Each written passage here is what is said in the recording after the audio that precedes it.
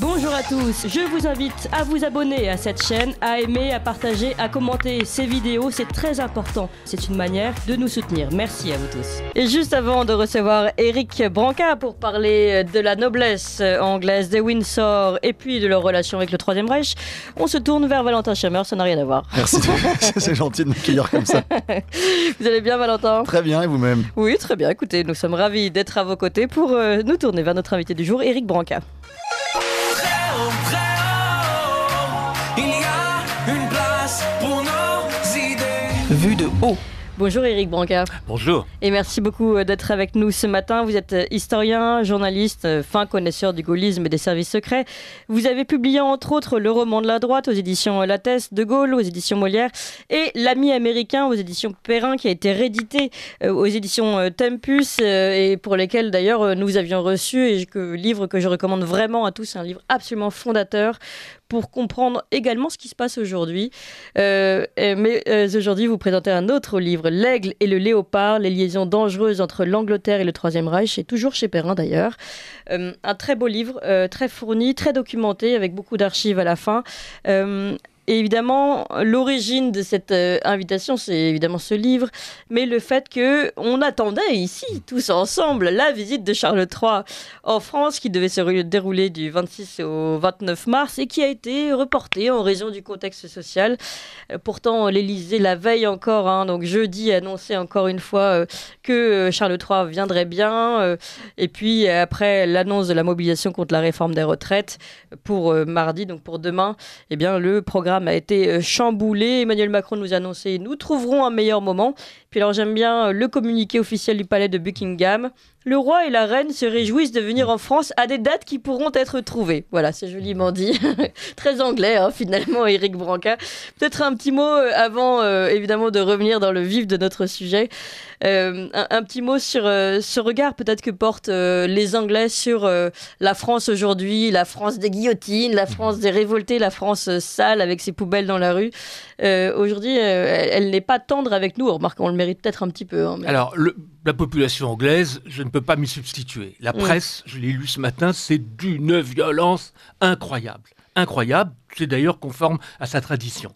Il est vrai que c'est la première fois, à ma connaissance, qu'une visite d'État est annulée, non pour des raisons politiques, ça peut arriver, mais pour des raisons d'ordre public. Je vous rappelle que Kennedy est venu en France en mai 1961. Mai 61, c'est un mois après le putsch d'Alger. Ouais. Il y avait l'OAS d'un côté, le FLN de l'autre. Ça pétait dans tous les sens. On a maintenu la visite du président Kennedy. Donc c'est vrai que c'est assez rare et à ma connaissance, c'est sans précédent. Quant à la violence de la presse anglaise, qui souvent est assez amusante, et qui nous présente, comme vous l'avez dit, comme un peuple de régicides, il faut quand même rappeler que ceux qui ont ouvert le bal, si j'ose dire, c'est quand même les Anglais en 1649 en coupant la tête de Charles Ier. Voilà, bon, on n'a pas tellement de leçons à recevoir d'eux de ce point de vue-là. Oui, c'est certain. Valentin Schirmer, un mot sur cette actualité, non ? Non. On se tourne vers notre livre qui est bien plus profond et bien plus important, L'Aigle et le Léopard, les liaisons dangereuses entre l'Angleterre et le Troisième Reich. Je voudrais commencer, évidemment, vous décrivez ces liaisons dangereuses entre la noblesse anglaise et le nazisme.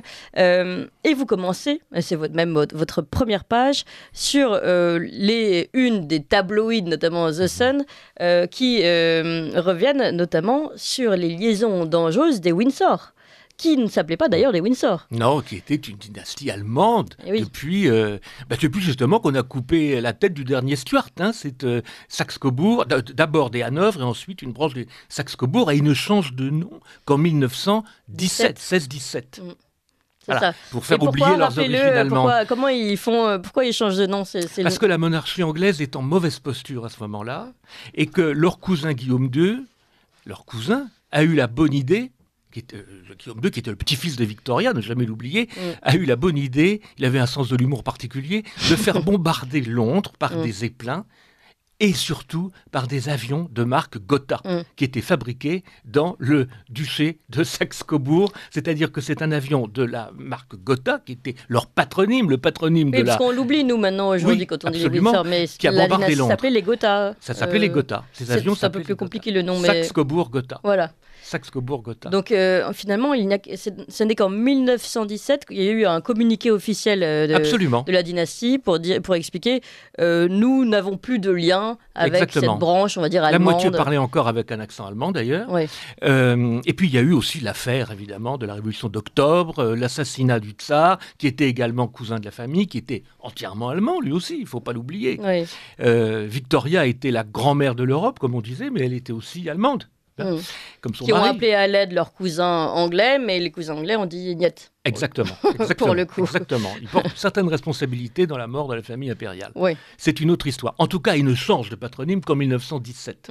Et là, vous le rappelez aussi dans ce démarrage du livre, qui montre bien, parce que vous le dites, ce n'est pas que de l'accessoire, qui montre bien qu'il y avait des échanges, une perméabilité entre ça et les influences allemandes. Les retours, là, on a cette image aussi, évidemment, qui a fait le tour du monde, peut-être pas, mais qui a fait la une de beaucoup de médias, de la jeune Elisabeth qui faisait le signe nazi. Voilà, alors ça certainement, on peut l'imaginer, ce sont des films privés entraînés par son oncle, le futur Édouard VIII. Voilà. Mais ça va très loin puisque lorsque l'un des fils de l'actuel roi qui nous explique aujourd'hui que sa famille est raciste, etc., c'est voulait plutôt s'amuser. Sa femme d'ailleurs qui dit ça, c'est Meghan Markle. Mais enfin il la dément pas. Oui. Il y a une dizaine d'années, il s'est fait photographier à une soirée privée en costume de l'Africa Corps avec un brassard à croix gammée. Bon, lui aussi il n'a pas de leçon à donner. Alors racontez seulement cette image qui a été sortie des archives et qui a fait grand bruit en 2015, où on voit justement Elisabeth II, notamment la jeune Elisabeth II, et sa mère qui lui montre comment faire un signe nazi. Qui est avec sa sœur Margaret, Ouais. c'est à Balmoral, donc château de vacances, on peut dire, de la famille d'Angleterre, et on la voit avec sa mère, avec son oncle, et les deux petites princesses, Elisabeth et Margaret, font le salut nazi. Et on est en 1933. Oui. Alors évidemment, là vous dites qu'il ne faut pas tirer tout de suite des conclusions trop hâtives. Et d'ailleurs, c'est ce que vous faites dans tout votre livre. Elisabeth a été absolument exemplaire. Son mari aussi, allemand à 100%, lui aussi. Exemplaire. Il ne faut pas oublier qu'elle a été en 1944, elle avait 16 ans, elle était ambulancière sous le Blitz, le deuxième Blitz, celui des V2. Ça rigolait pas spécialement. Tout à fait. Donc voilà, ils ont été exemplaires.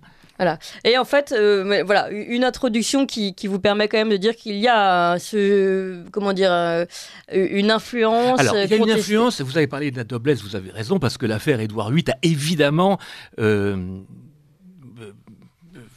choqué l'opinion, parce que c'était quand même sans précédent, ces gens qui vont faire leur voyage de noces à Berchtesgaden chez Hitler. Bon. Mais ça va bien au-delà, parce qu'il faut quand même rappeler que, quelle que soit son influence, le roi n'a aucun pouvoir en Angleterre. Bon. Édouard VIII aurait eu du pouvoir si Hitler avait envahi la Grande-Bretagne. C'était d'ailleurs prévu. Je rappelle dans le livre que les services secrets allemands avaient mis 50 millions de marks de côté en Suisse pour lui permettre d'attendre tranquillement l'invasion de l'île et sa remise sur le trône, car tout ça était dans les tuyaux. Bon. Mais quelle que soit leur influence, elle n'est pas déterminante. Et ce que je montre dans le livre, c'est que tous les secteurs de la société britannique, d'abord la finance, le chef de file des partisans de l'alliance avec Hitler, c'était Montagu Norman, qui était le gouverneur de la Banque de Grande-Bretagne, mais aussi les syndicalistes. Il y avait un type tout à fait étonnant qui s'appelait George Lansbury, qui était vraiment la figure emblématique des trade unions, qui avait soutenu d'ailleurs le droit de vote des femmes avant la guerre de 14, qui s'était, je crois, marié avec une suffragette. Bon, ce type-là va voir Adolf Hitler en 1937 et revient et donne des interviews à toute la presse britannique en expliquant qu'il a rencontré certainement le chrétien le plus sincère qui se soit trouvé. Ouais. Bon, ça va très loin. Vous avez beaucoup d'intellectuels. Et puis vous avez le fameux parti fasciste britannique, la BUF, British Union of Fascists, créé par Mosley, qui est à la fois un aristocrate d'une vieille famille anglaise, une plus ancienne famille anglaise d'origine normande, mais qui est aussi un des leaders du Parti travailliste. Quand il quitte le Parti travailliste, ça n'est qu'en 1930, et après avoir manqué de quelques voix d'être son secrétaire général. Il a été ministre du Travail de MacDonald, travailliste. Donc ça, on l'oublie un peu. Il n'y a pas que les aristocrates. C'est le côté people spectaculaire, mais il n'y a pas que. Il y a la presse aussi, d'ailleurs, hein, vous le soulignez bien. Ah ben la presse, c'est tout à fait incroyable. Enfin, il n'y a pas un journal qui ne défende pas l'apaisement. Mais comme je l'explique, l'apaisement, c'est une chose. Il y a des gens honnêtes qui veulent gagner du temps. Les Munichois ne sont pas tous des salauds hitlériens. Et vous mettez Chamberlain dans cette branche de l'appeasement, comme vous dites. Absolument, tout à fait. Il ne faut pas du tout le confondre avec Halifax, qui lui évolue de plus en plus de l'apaisement à l'admiration vers l'Allemagne nazie, et puis avec des gens comme Mosley, etc., qui, eux, sont pour vraiment un partage des rôles. Planétaire. Alors, pour que ce soit bien clair pour tous nos auditeurs qui n'ont peut-être pas tous ces noms en tête et toutes ces branches, toutes ces nuances des réactions par rapport au nazisme. Donc, il y a, vous le décrivez très bien, donc les appeasers, donc ceux qui considèrent que le moindre mal serait de tenter une paix, en tout cas une bonne entente avec Hitler, et d'autres sont beaucoup plus investis, soit pour des intérêts particuliers privés, vous le racontez très bien, pour la préservation de leurs terres, etc. Et une haine vis-à-vis de la France, ça on va parler également. Ça, c'est un point commun. De toute façon, que ça soit les appeasers ou que ça soit les partisans d'une alliance, cette alliance ou cet apaisement se font sur le dos de la France. Et ça commence en 1918. Oui.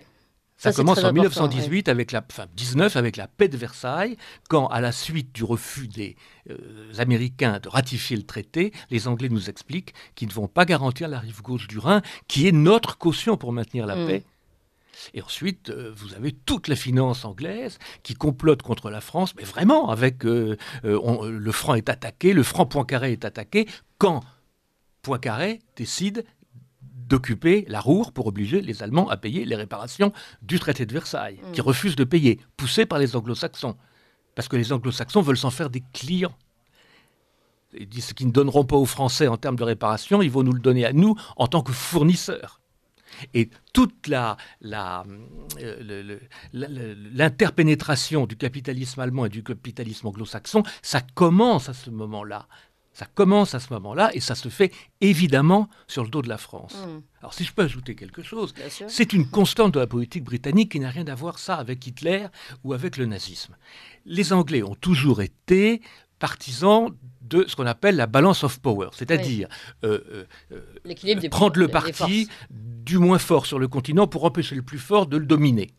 Donc c'est pour ça qu'ils ont soutenu la France contre la Prusse, et contre Guillaume II qui voulait leur disputer la domination des mers en 1914. Et c'est pour ça que la France étant en passe, après la victoire de 1918, de devenir la principale puissance du continent, ils ont soutenu la République de Weimar qui était la moins forte et qui était, comme je l'ai dit, un client potentiel. Et ça a duré même après l'arrivée d'Hitler au pouvoir, puisque un des plus grands bluffs, un des pires coups de chien qu'on ait fait à la France, c'est le traité naval anglo-allemand de 1935, que Pierre Laval, qui était président du Conseil et ministre des Affaires étrangères, a quasiment appris par la presse. Et ce traité naval piétinait les clauses du traité de Versailles et donnait aux Allemands 40% de l'équivalent de la flotte anglaise. Et ça a été fait sur le dos de la France. Oui. Et ça, c'est très intéressant, c'est quand même un fil rouge dans votre livre, cette, je ne sais pas si on peut appeler ça haine, mais cette volonté de contrecarrer la puissance française qui est très forte et qui, en effet, se retrouve dans ces différentes tendances.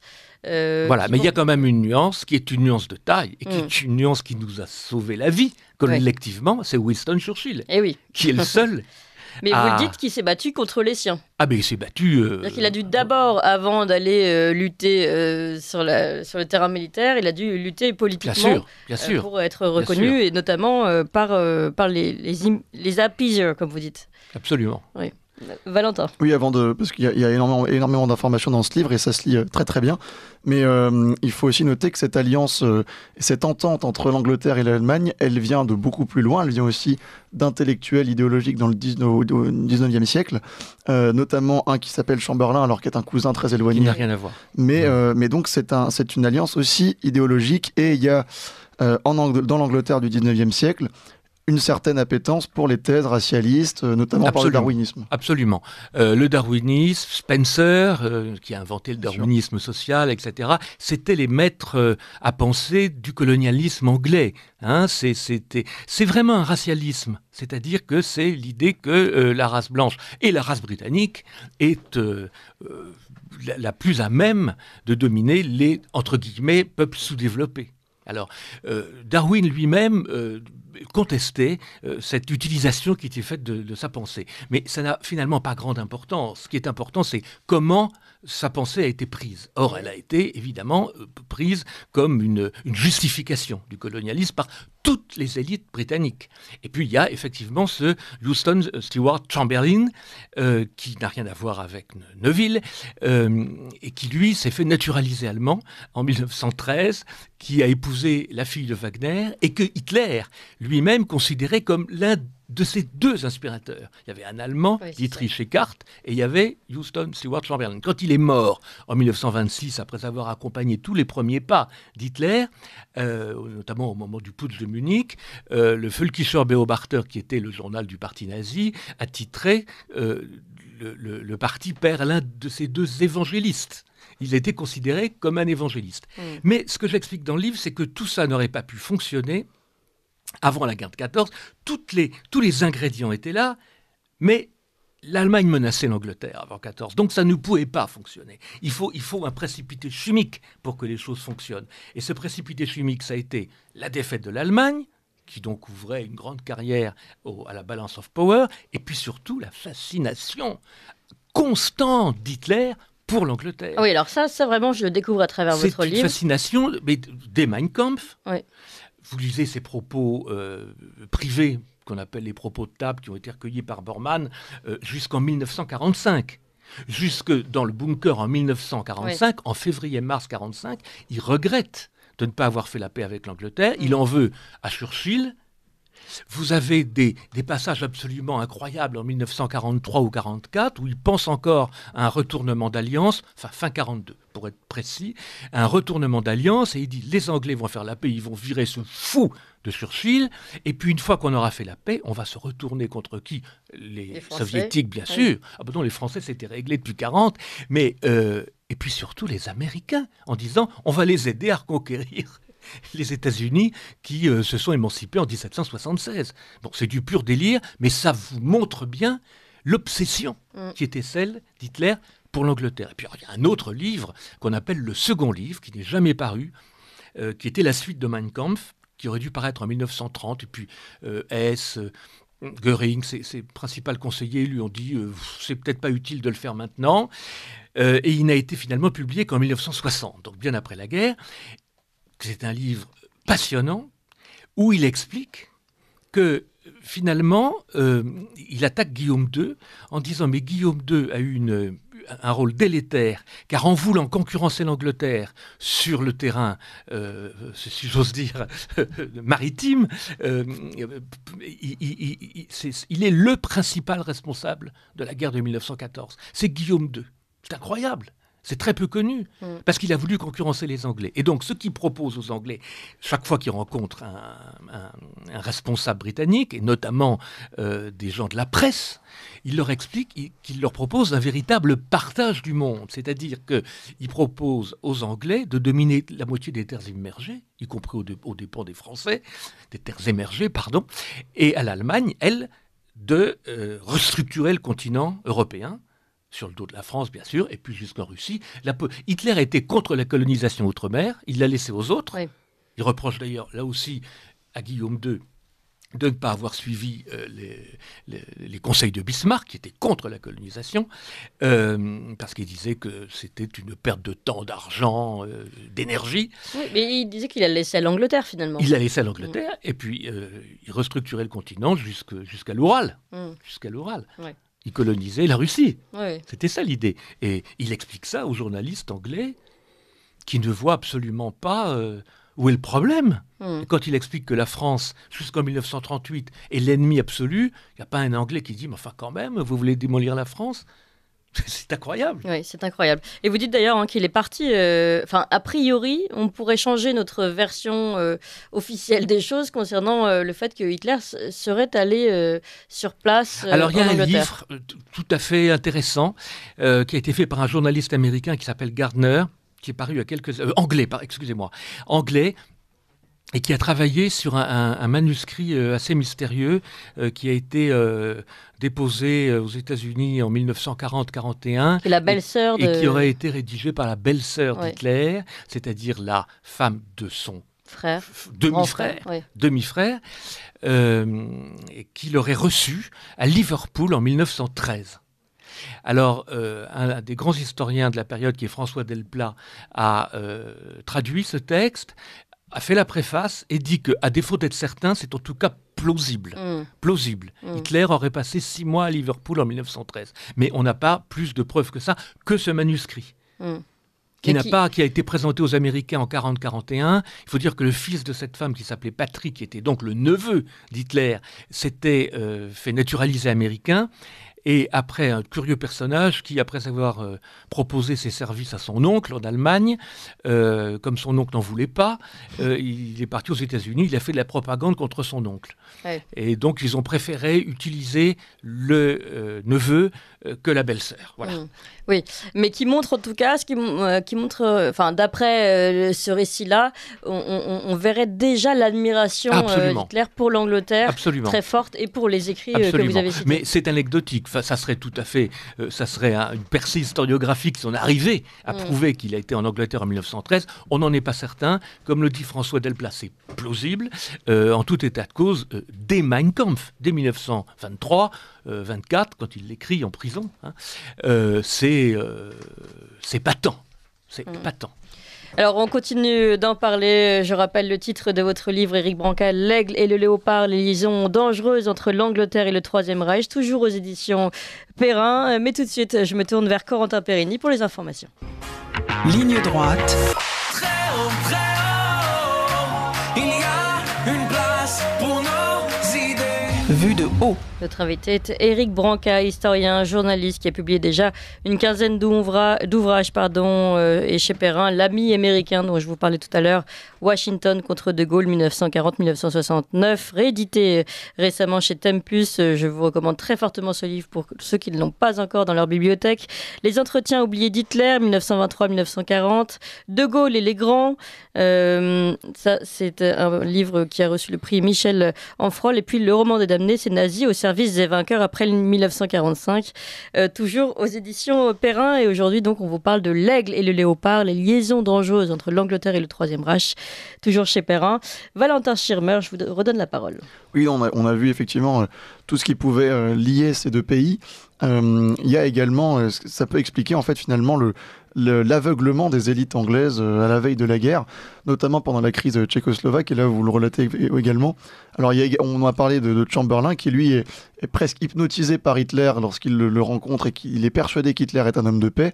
Et puis il y a aussi d'autres gens, alors John Simon que vous citez aussi, donc il y a vraiment l'Angleterre porte un poids autant, sinon supérieur à la France dans le déclenchement de la guerre par son aveuglement finalement. Absolument, ça vous pouvez le dire. Et Churchill, quand il rencontrait des Français, il rencontrait beaucoup de Français, Paul Reynaud, Georges Bonnet, etc., même Daladier, lui disait « Mais pourquoi est-ce que vous suivez les Anglais ? Pourquoi vous suivez les gens au pouvoir ? Ils vous emmènent devant le précipice. » Et c'est Churchill lui-même qui le disait. Alors, on peut revenir une seconde, si vous le voulez bien, sur Chamberlain, parce que je ne vais pas le défendre. Mais Churchill le défend lui-même. Churchill le défend à la fin. Oui. Chamberlain était quelqu'un de foncièrement honnête, contrairement à Halifax.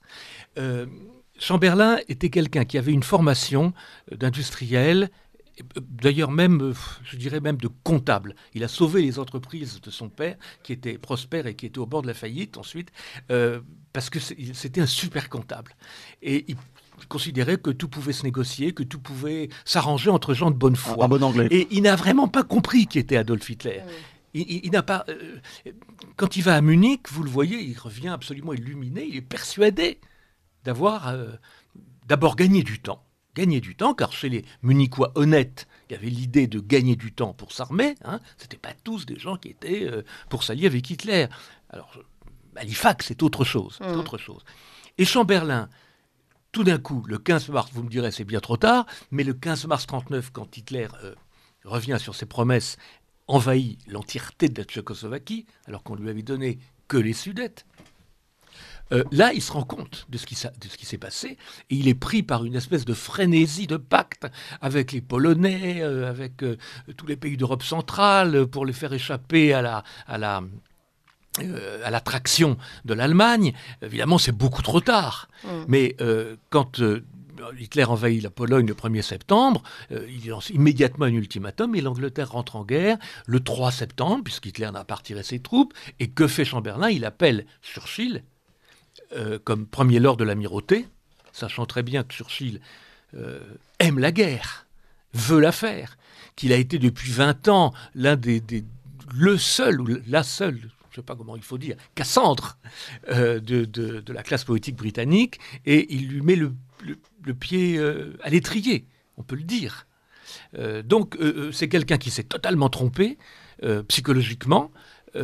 C'est essentiellement une erreur psychologique qu'il a faite, mais on ne peut pas le tenir responsable de tout, alors que Halifax, certainement. Et vous dites en fait, à un moment donné, j'ai pas réussi à retrouver la citation, vous dites c'est un grand comptable qui a eu le malheur d'être tombé sur un tigre politique qui était Hitler, quoi. Absolument. Ouais. Et donc c'est vrai que malheureusement, c'est mal tombé. Et c'est vraiment intéressant ce moment où vous dites que Churchill lui-même ne s'est pas risqué à aller critiquer, enfin aller poser, on va dire, la faute sur Chamberlain, et ne l'a jamais assimilé aux conjurés du Cliveden 7. Est-ce que vous pouvez nous parler des conjurés du Cliveden 7? Alors, Cliveden 7, c'est la société de Cliveden, comme on dit. Cliveden 7, c'était un groupe d'aristocrates, de diplomates, que vous voyez mis en scène dans le très beau film de James Ivory, Les Vestiges du jour. Il met en scène un personnage qui a tout à fait existé, qui était Lord Londonderry, qui a un autre nom dans le film, qui était le ministre de l'ère de MacDonald, et qui, lui, était alors totalement fasciné par l'Allemagne nazie, sa femme aussi, et qui fréquentait beaucoup les Windsor, qui ne s'appelaient pas encore les Windsor à l'époque, ils se sont appelés les Windsor après l'abdication. Les Gotha, donc. C'était le prince de Galles à l'époque, c'était l'héritier. Bon. Et donc c'était un cercle extrêmement favorable à l'entente avec l'Allemagne. Il y avait la Lady Cunard, mais finalement, il y a plus important que ça, c'était la fraternité anglo-germanique, qui, elle, réunissait des gens qui pesaient très lourd financièrement. Si je vous cite Unilever, si je vous cite Shell, si je vous cite justement la compagnie Cunard transatlantique, celle du Titanic, vous voyez ce que c'est. Enfin, c'était des milliards et des milliards de livres. Et eux ont joué un rôle absolument essentiel dans cette imprégnation entre le capitalisme anglais et le capitalisme allemand, dont je parlais tout à l'heure, imprégnation qui commence dans les années 20 et qui continue et qui s'amplifie sous le Troisième Reich, et donc qui va aboutir à donner des moyens financiers considérables à l'industrie de guerre allemande. Mais alors, est-ce que vous pouvez nous expliquer justement pourquoi ces deux industries avaient intérêt de travailler l'une avec l'autre, surtout l'industrie anglaise avec l'allemande? C'est une complémentarité. Dès lors qu'on considérait que l'Allemagne avait vocation à régner sur le continent et que l'Angleterre devait sauver son empire et même le maintenir et le faire prospérer grâce à ce partage des rôles, il n'y avait aucun problème moral. Aucun. Oui. Donc on voit que l'industrie avait pris le dessus sur la moralité ici. Absolument. Jusqu'à tard, en fait. Jusqu'en 1940. Oui. Jusqu'en 1940. Le tournant, vous savez, je ne sais pas si vous avez vu ce film, également un très beau film, qui s'appelle Les Heures sombres, qui met en scène un Churchill qui est joué par, je ne sais plus le nom de l'acteur, qui est tout à fait remarquable, qui met en scène les 10 jours, les 15 jours, entre mai et juin 40, où tout a failli basculer, Churchill venant d'être nommé et manquant d'être mis en minorité par le parti de la paix. Bon. On explique très bien dans ce film que Halifax négociait avec l'Allemagne en sous-main grâce aux Suédois et grâce à l'ambassadeur d'Italie, Bastianini, l'Italie étant neutre encore à l'époque, elle n'entre en guerre que le 10 juin 1940. Bon, ce film est absolument formidable.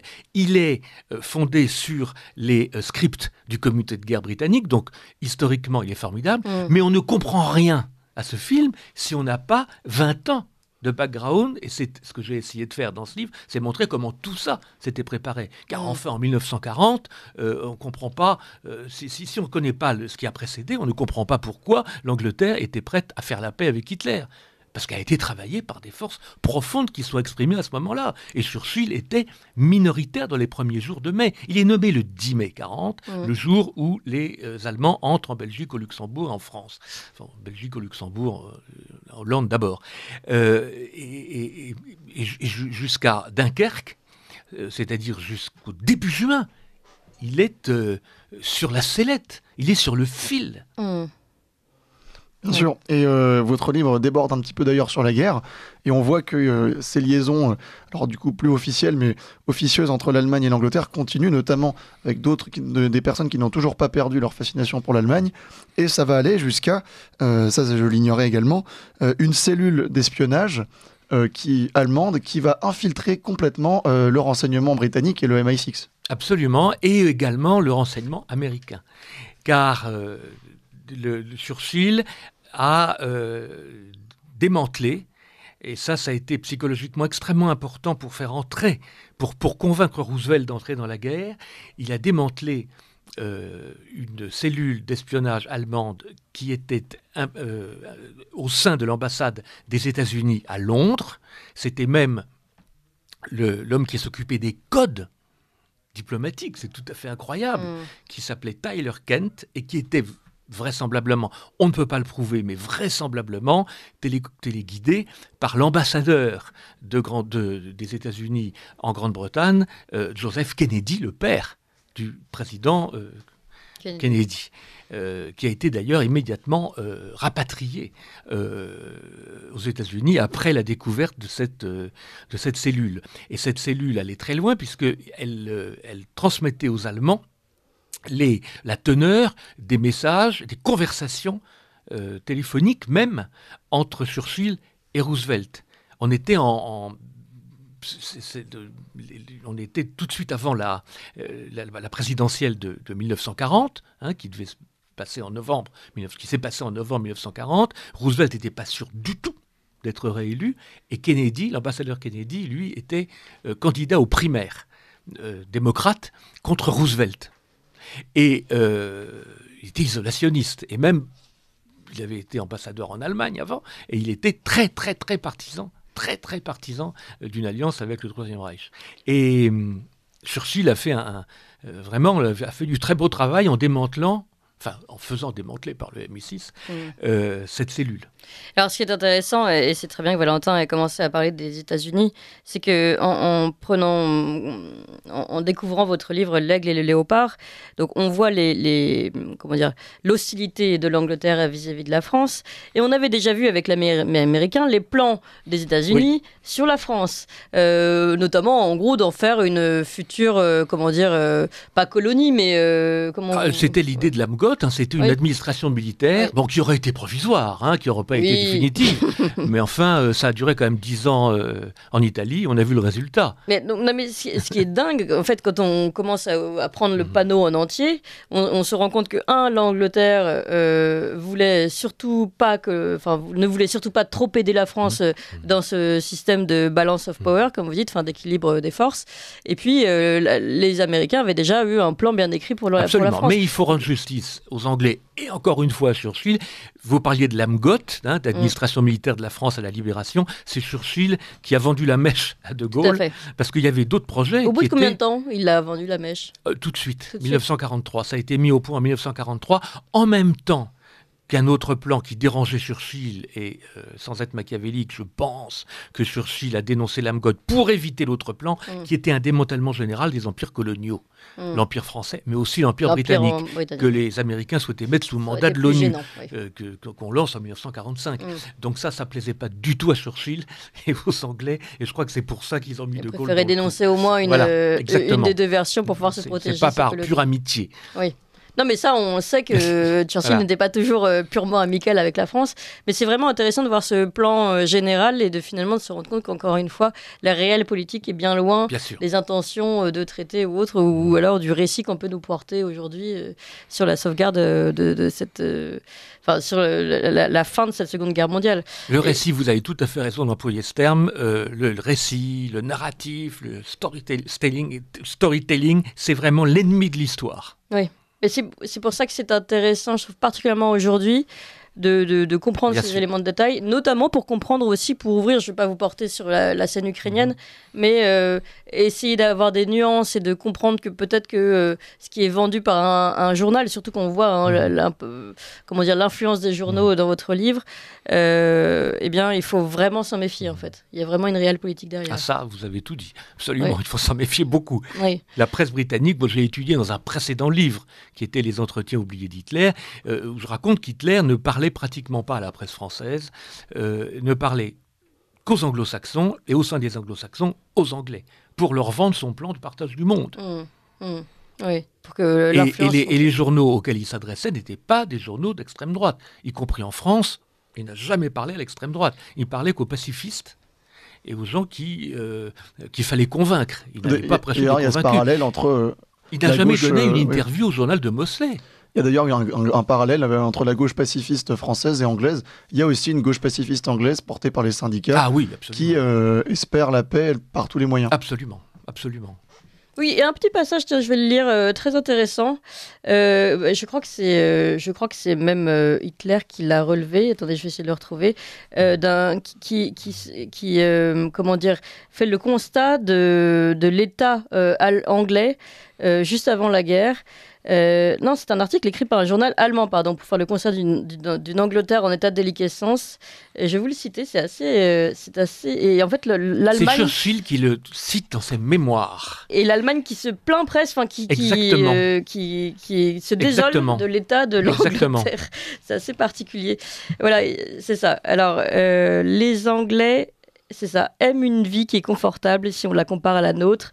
Cette constatation n'implique pas nécessairement qu'ils soient incapables d'un effort soutenu, mais ils évitent ce genre d'effort aussi longtemps qu'ils le peuvent, sans nuire à leur sécurité personnelle et nationale. Après la guerre où ils firent certainement preuve d'une étonnante énergie, les maîtres britanniques du monde pensèrent qu'ils avaient bien mérité un peu de repos. Bon, après, ça continue. Et donc, on voit bien, en effet, là, c'est vraiment l'esprit anglais critiqué par les Allemands, qui se repose un petit peu trop sur ses lauriers. Absolument, et qui a c'est d'ailleurs tendance- cité par Churchill dans ses mémoires, ce long article allemand, pour dire à ses contemporains, mais vous voyez où vous nous avez menés. Eh oui, le constat C'est exactement. qui est vu déjà de l'étranger. Exactement. et ça Parce nous- qu'il faut voir comment Churchill est traité jusqu'à Munich. Ouais. Churchill recommence à être populaire au moment de Munich parce qu'il avait tout prévu, mais jusqu'à Munich, jusqu'en 1938, il était marginal. Il faut dire que Churchill a toujours été marginal dans la classe politique Oui, britannique. oui, Il oui, avait ça, changé c'est de sûr. parti, c'était un personnage baroque, il avait des admirateurs absolument inconditionnels, mais très peu nombreux. Très peu nombreux. Et même quelqu'un comme Eden, qui est devenu son ministre des Affaires étrangères après Halifax, Eden était un apiseur. Un hein. apiseur, ce que vous dites. ouais. Quand les Allemands envahissent la rive gauche du Rhin en 1936 et que l'Angleterre nous empêche de réagir en nous disant mais surtout pas vous allez mettre la paix en danger, alors que c'était vraisemblablement le moment idoine pour arrêter Hitler. hein. Et que même Hitler le reconnaît. Et Il dit, Hitler le il y avait reconnaît. une faille à ce moment-là. Oui, il dit dans ses propos de table après, il dit je n'avais pas eu un poil de sec pendant la nuit où nous avons remilitarisé la Rhénanie parce que les Français seraient arrivés à Berlin en 3 semaines. En 3 jours. Ouais. Et donc, qui dissuade les Français de réagir? C'est Anthony Eden. Mm. Donc, il était très seul, Churchill, très seul. Oui, ça c'est toujours très intéressant. Merci encore Éric Brancard en tout cas pour l'introduction à ce livre très riche, hein, très fourni, qu'est L'Aigle et le Léopard, les liaisons dangereuses entre l'Angleterre et le Troisième Reich aux éditions Perrin. Merci encore.